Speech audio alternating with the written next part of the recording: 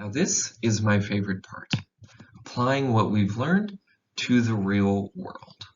In order to apply vector components to a real-world problem, we're going to need something called a force.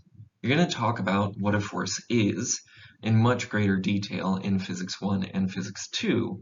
For now, let's define a force as an interaction between two objects that may change those objects' motion. Now that's the word definition. Let's talk about the mathematical definition.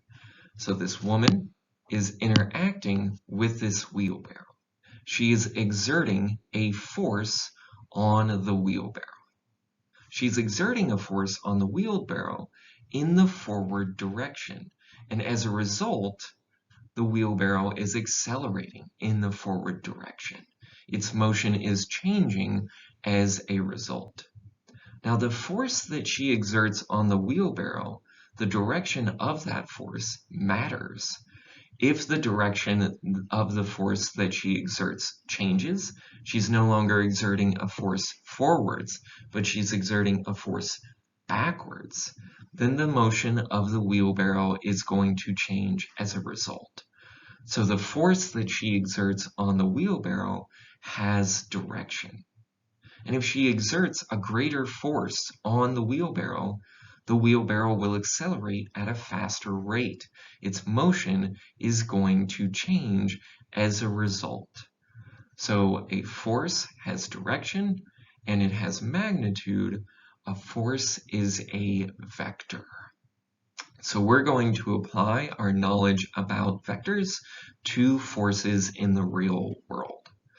Now, what actually determines the change in your motion is the net force. It's not the individual forces, but the combination of all forces being exerted on you that determines how your motion changes. For instance, the force of gravity, the force that the Earth exerts on you, is always being exerted on you, but your motion doesn't always change as a result. What matters is not the individual forces being exerted on you, but the sum of forces, the net force that is being exerted on you. So in the next slide, we're going to do an example of multiple forces being exerted on an object, and we're going to use vectors in component form to solve that problem. For applying a vector in component form to the real world, we're going to be examining the forces that are being exerted on a kite. So we're going to look at the individual forces being exerted on the kite so that we can determine the net force that is acting on the kite. Remember, the net force is what determines how your motion changes. So knowing what the net force on the kite is will allow us to determine how the motion of the kite changes. A few notes before we get started on the example. Remember that a force is an interaction between two objects that may cause a change in those objects' motion. So the subscripts on my forces here, the AK, the EK, and the SK, all represent interactions between two objects. And I will explain that in more detail on the next few slides. The next thing I want to take note of is that forces are vectors. So this force acting on the kite is a vector, this is a vector, and this force acting on the kite is also a vector. So the vector math that we are learning and the vector operations that we're learning have dramatic implications for understanding the world around us. So let's get started on our example here. Remember, we want to find the net force acting on the kite. Our first step is going to be putting the individual forces that are being exerted on the kite, putting those forces in component form first. The first force vector we're going to put in component form is the force of the air acting on the kite. So this is the force being exerted on the kite by the air particles around the kite. Whenever we put a vector in component form, we take the dot product of that vector with each of the Cartesian unit vectors, and then we multiply the resulting dot product by the corresponding unit vector. And we do that, for each of the Cartesian unit vectors. So we do the dot product for x hat and multiply it by x hat. We do the dot product with y hat, multiply it by y hat, and so on and so forth. Remember that the definition of the dot product, say we have two vectors, vector A and vector B, is going to be the magnitude of the first vector multiplied by the magnitude of the second vector multiplied by cosine of the smallest angle between the two vectors when they're placed tail to tail. So each time we do a dot product, we're going to have to identify the vector magnitudes and the smallest angle between the two vectors when they're placed tail to tail. So let's go ahead and get started on putting this vector in component form. So I've written the component form simplification up here. What we have to fill in is the vector magnitudes and the cosine of the smallest angle between them. The magnitude of the force vector is going to be 25 newtons. So we have 25 newtons here. The magnitude of a unit vector is 1 without units. A unit vector is unitless.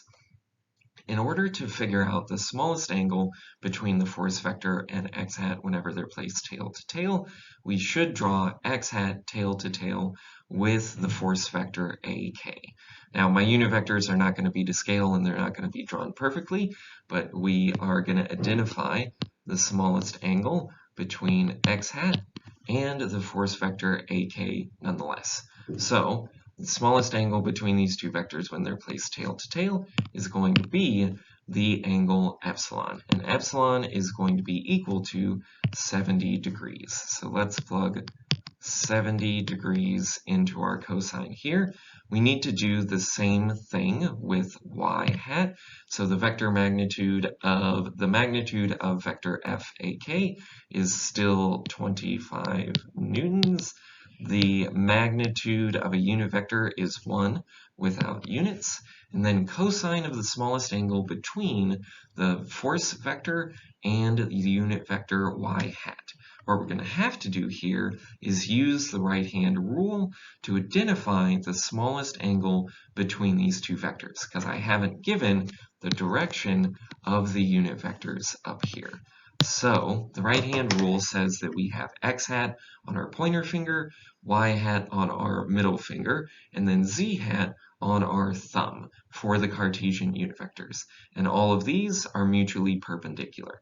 So if you do put x hat on your pointer finger and z hat on your thumb, you will get that y hat points out of the board. So what is the smallest angle between a vector that points out of the board? Between a vector that points out of the board and a vector that lives in the board. So that would be the vector symbol for our y hat unit vector. It's going to be 90 degrees. So let's go ahead and plug that into our cosine. Into our cosine here. So this is 90 degrees. And we do the same thing for the z hat dot product. So we have the magnitude of the first vector, the magnitude of the second vector, and the cosine of the smallest angle between them when they're placed tail to tail. Again, my unit vector is not going to be drawn perfectly, but we're going to identify the smallest angle between these two vectors.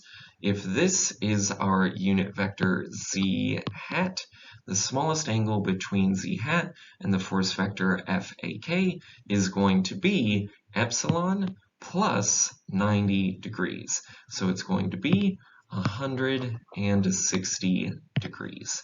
So let's go ahead and plug that in here. If we plug this into our calculator, the component form that we're going to get for the force vector fak is 8.6 newtons. I'm gonna write that better. 8 0.6 newtons x hat. Because the cosine of the smallest angle between the force vector and y hat was cosine of 90 degrees, we do not have a projection of the force vector in the y hat direction, and then this one is going to be minus 23. Let me retry that. Minus 23 newtons. And this is our force vector of the air acting on the kite in component form. And we're going to do this for all of the vectors acting, all of the force vectors acting on the kite. The second force that we're going to put in component form is the force being exerted on the kite by the Earth, or the force of gravity. So let's go ahead and put the force of gravity in component form. Remember, in order to put a vector in component form, we take the dot product of that vector with each of the Cartesian unit vectors. We multiply the resulting dot product by the corresponding Cartesian unit vector, and then we add each vector component together to get the original vector in component form. So let's go ahead and do that for the force vector EK. Again, I've simplified the dot product up here in this second line. So what we're going to need for each dot product is the magnitude of the first vector multiplied by the magnitude of the second vector multiplied by cosine of the smallest angle between the two vectors when they are placed tail to tail. So the magnitude of the force vector EK is going to be 10 newtons. So let's go ahead and write that in for our first term here. The magnitude of a unit vector is 1 without units, and we need the smallest angle between x hat and the force vector EK. So let's draw x hat in here. Again, my unit vectors are not going to be perfect, they're not going to be to scale, but it will allow us to identify the smallest angle between the two vectors when they're placed tail to tail. Smallest angle between x hat and the force vector EK is going to be 90 degrees. If we remember from our right-hand rule on the previous slide, y hat is going to point out of the board. So this is our symbol for out of the board for our y hat unit vector. And the smallest angle between a vector that lives in the plane of the board and a vector that is into or out of the board, the smallest angle between those two vectors whenever they're placed tail to tail is going to be 90 degrees. We have the same thing for the magnitude of the force vector and the magnitude of the unit vector. Let's simplify the dot product of the force vector with z hat. So we have the magnitude of the force vector, the magnitude of the unit vector, and cosine of the smallest angle between the two whenever they are placed tail to tail. So let's go ahead and draw z hat. So this is my z hat unit vector here, and we notice that z hat and the force vector EK both point downwards, so the smallest angle between them when they're placed tail to tail is going to be 0 degrees. So if we plug that into our calculator and we simplify each vector component term, we are going to get, for the force vector EK, we're going to get 0 in the x hat direction, so there's no projection of the force vector EK in the x hat direction. The same thing for the y hat direction. Again, if we take a look back, we see that cosine of 90 degrees is why this is happening. Cosine of 90 degrees is going to be equal to 0. And the only component that we have for the force vector EK is going to be the vector component in the z hat direction. And cosine of 0 degrees is going to be 1, so we have 10 newtons multiplied by 1 multiplied by 1. So this is going to be 10 newtons. The last force being exerted on the kite is the force of the string acting on the kite. Remember that a force is fundamentally an interaction between two objects that may change those objects' motion. So the string and the kite are interacting, and as a result, the string is exerting a force on the kite. The force vector in component form is going to be equal to the dot product of the force vector with each of the Cartesian unit vectors, the result of the dot product multiplied by the corresponding Cartesian unit vector, and then we add together each vector component to get the force vector FSK in component form. So second line here reflects the definition of the dot product. The dot product between two vectors is equal to the magnitude of the first vector multiplied by the magnitude of the second vector multiplied by cosine of the smallest angle between the two vectors when they are placed tail to tail. So the magnitude of the force vector SK is going to be 17 newtons. So we have 17 newtons. Magnitude of a unit vector is 1. We draw x hat tail to tail with our force vector SK. So this is our x hat direction here. Again, my Cartesian unit vectors are not going to be drawn perfectly or to scale. We're going to use them to identify the smallest angle between the two vectors when they're placed tail to tail.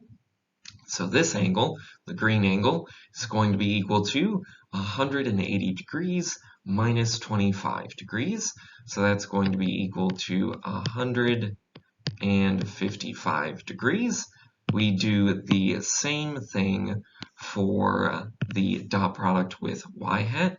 So we have the magnitude of the first vector, magnitude of the second vector, and cosine of the smallest angle between the two vectors when they're placed tail to tail. Y hat is going to point out of the board, so this is our y hat symbol here, and the smallest angle between these two vectors is going to be 90 degrees. And let's do our dot product with z hat. So we have magnitude of the first vector, magnitude of the second vector, and cosine of the smallest angle between them when they're placed tail to tail. Remember that z hat is pointing in the downwards direction, so this is our z hat unit vector. Smallest angle between these two vectors when they're placed tail to tail is going to be that angle. So this is going to be 90 degrees minus 25 degrees, or 65 degrees. So we have 65 degrees here. And if we simplify each of these things and plug them into our calculator, our force vector SK is going to be equal to negative 15 newtons. The y hat component is going to be 0 because of the cosine 90 degrees.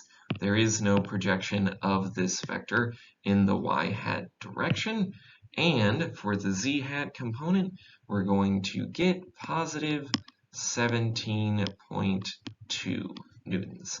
And the next step, now that we have each of our force vectors in component form, in order to figure out the net force acting on the kite, we're going to take each of our force vectors and add them together. In order to find the net force being exerted on the kite, we're going to take the sum of the individual forces being exerted on the kite in component form. So in our first step here, what we're doing is we're substituting in the component form for each of the force vectors. So here I have force vector AK rewritten using the vector component form that we found previously. And we're going to do this for each of the force vectors. So we do the vector component substitution for each of the force vectors in our sum. The next step is going to be combining like terms. So whenever we write the net force, we want one term for each Cartesian unit vector. So we're going to combine each x hat term, each y hat term, and each z hat term. So whenever we combine our x hat terms, we're going to have 8.6 minus 15, and that's all going to be multiplied by Newton's x hat. There were no components in the y-hat direction, so there were no projections of our force vector in the y-hat direction, and as a result, our net force is not going to have a y-hat component either. We take our z-hat components and we add each of these together. So we have negative 23 plus 10 plus 7.2, all multiplied by Newton's z-hat. And if we simplify what's in parentheses, what we get for our net force is going to be negative 6.4 Newton's x-hat plus 0 Newton's y-hat minus 5.8 Newton's z-hat. So we have found our net force in component form.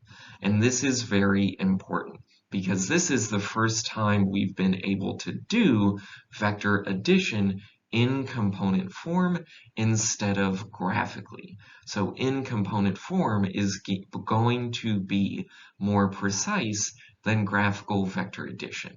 Nonetheless, we should still do graphical vector addition to do a double check on our work. I myself made a mistake writing this problem, and I only found my mistake whenever I double checked my work by doing the graphical vector addition.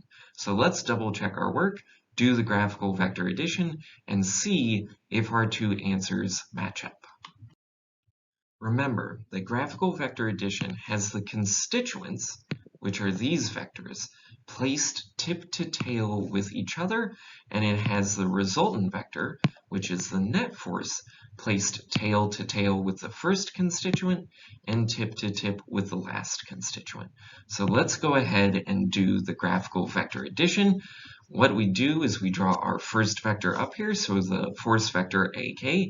We place our second force vector tip to tail with that, so we have our force vector EK placed tip to tail with our first constituent, and then we have our third constituent placed tip to tail with the second constituent. So the force vector SK is going to be placed tip to tail with the force vector EK, and our resultant vector is placed differently. Remember, the constituents in graphical vector addition are placed tip to tail, but the resultant vector is placed tail to tail with the first constituent and tip to tip with the last constituent. So let's do a double check with the component form we found for the net force previously. Let's take a look at the x-hat component. For our graphical vector addition, we notice that our net force is pointing to the left. So it has a negative x-hat component, which double checks out with our graphical, with our component form. And if we do the same thing with our z-hat, we notice that our net force vector from graphical vector addition points in the upwards direction, which would give us a negative z-hat vector component, which checks out with our component form for the net force. And we should also do the double check for the y-hat as well, right? There is no projection of the net force in the y-hat direction, so our net force is going to live in the 2D surface defined by x-hat and z-hat. It's going to live in the plane of the board. So the net force is not into or out of the board, it just lives in the plane of the board. And this is how we double check our work, right? We can now do graphical vector addition and vector addition in component form. If you ever get stuck, you should double check your work and do both and see if the answers match up. So let's briefly recap what it is that we've learned. We learned that scalar multiplication in component form utilizes the distributive property, which is something we're familiar with. We learned that vector addition in component form utilizes the combination of like terms, which is similar to the algebra we learned in high school. The dot product in component form is going to have its own video next time. And the one I want to stress is the real-world application of vectors in component form. So the example we did was all of these different forces are being exerted on a kite. What is the net force in component form? The component form vector addition that we did, as well as the graphical vector addition that we did, has real-world application. It helps you understand how the world works. For instance, the net force was pointing up and to the left, and this is going to tell us how the motion of the kite changes. This might correspond to you having just let go of the kite, right? The kite is moving upwards and to the left, it's moving up into the air and following you along the beach. The net force tells you how the kite accelerates. It tells you how the kite's motion changes. So I just wanted to reiterate that the stuff we're learning now has real-world application.